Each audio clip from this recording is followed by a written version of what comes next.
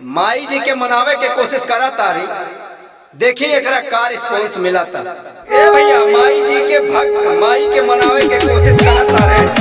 प्रेम से बोले सच्चे दरबार की बोलो अम्बे मैया की। रिकॉर्डिंग कृष्णा स्टूडियो कोहरा बाजार दोस्तपुर सुल्तानपुर। Mobile number 8932943209। अम्बे माई जगदम्बे माई महिमा तहार बटे हाई फाई। अम्बे माई जगदम्बे माई महिमा तहार बटे हाई फाई। अम्बे माई जगदम्बे माई महिमा तहार बटे हाई फाई। अम्बे माई जगदम्बे माई महिमा तहार बटे हाई फाई।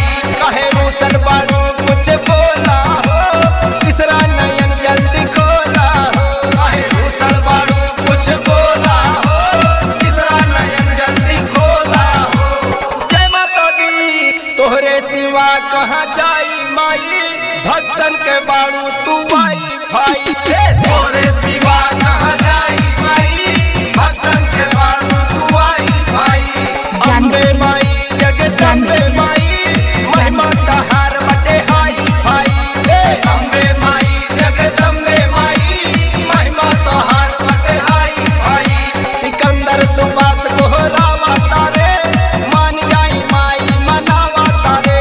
सिकंदर सुबास कोहरावा तारे, मान जाई माई मनावा तारे। जय माता दी अम्बे माई जगदम्बे माई महिमा तहार बटे हाई फाई। अम्बे माई जगदम्बे माई महिमा तहार बटे हाई फाई। सबके तू श्रद्धा पुरवलू माई, हमरा के काहे भुलवलू माई। सबके तू श्रद्धा पुरवलू माई, हमरा के काहे भुलवलू माई। आरजे मौर्या अनारी माता बाटे ई दुनिया पुजारी माता। आरजे मौर्या अनारी माता बाटे ई दुनिया पुजारी माता। अम्बे माई जगदम्बे माई महिमा तहार बटे हाई फाई।